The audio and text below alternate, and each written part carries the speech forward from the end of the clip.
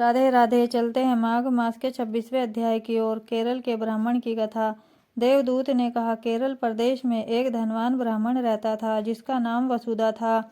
समय की गति के अनुसार उसके धन का हरण उसके ही बंधु बांधवों ने कर लिया। इस कारण वह अत्यंत निर्धन हो गया था। वह अपने उदर की पूर्ति भी बड़ी मुश्किल से कर पाता था। पेट भरने के लिए वह जगह जगह भटकता फिरता तथा अनेक रोगों से पीड़ित भी हो गया था। अपना अंत समय निकट सोचकर वह तीर्थ यात्रा पर निकल गया। समय की बलिहारी एक दिन भूख से पीड़ित विंध्याचल पर्वत पर वह मृत्यु को प्राप्त हो गया। अंत समय उसका कोई भी बंधु बांधव उसके पास नहीं था। उसकी अंत्येष्टि भी विधि पूर्वक नहीं हो सकी और मृत्यु के पश्चात वह प्रेत योनि को प्राप्त हुआ। प्रेत रूप में वह उसी वन में एक बड़ के पेड़ पर वास करने लगा। पिशाच योनि में वह अत्यंत दुखी रहता। वह निरंतर सोचता कि पिछले जन्म में उसने जाने अथवा अनजाने कोई दुष्ट कर्म नहीं किया था, फिर उसको यह पाप योनि क्यों मिली। दिव्य दृष्टि से उसको पता चला कि अनेक जन्म पूर्व उसने कुछ दुष्ट कर्म किए थे तथा ब्राह्मण योनि में वह विद्वान होते हुए भी अधर्मी बना रहा। कभी उसने सत्कर्म नहीं किए, पेटू ब्राह्मण ही बना रहा। जो व्यक्ति मनुष्य योनि में धर्म कार्य अथवा दान आदि नहीं करता, माता पिता की सेवा नहीं करता, चुगली निंदक तथा हिंसक बना रहता है, वह अगले जन्म में निकृष्ट योनि को प्राप्त होता है तथा मृत्यु के पश्चात भी दुख ही भोगता है। एक दिन विंध्याचल पर्वत पर वापस जाते समय उस प्रेत ने एक ब्राह्मण को गागर भरे जल की कंधे पर ले जाते देखा।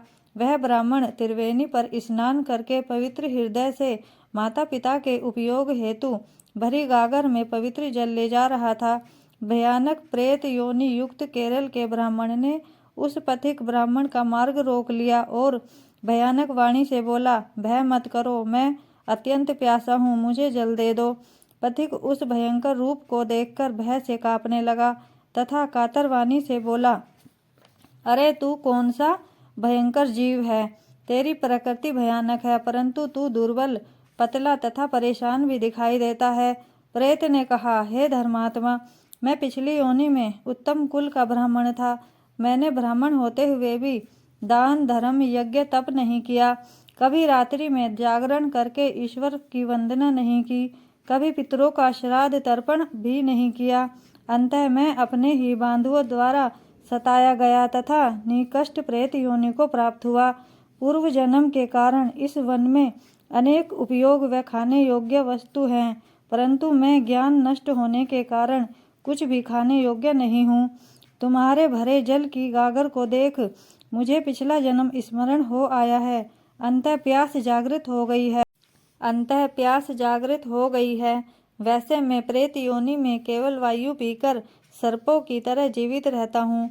हे ब्राह्मण, आपको देखकर मुझे स्मरण होने लगा है कि आप विष्णु भक्त हो। यह सत्य है कि दूसरे के धन का हरण करने वाले नीच, कुरूप, मूर्ख, बेईमान, माता पिता द्रोही, नीतिहीन, दुर्गुण, डरपोक, नपुंसक सदैव दुख ही भोगते हैं। यह भी सत्य है कि जो व्यक्ति धूप, गुड़, तिल, गाय, स्वर्ण, चांदी, धन, भोजन, वस्त्र आदि दान देते हैं, वह मनुष्य योनि में तथा मृत्यु के पश्चात भी सुख भोगते हैं।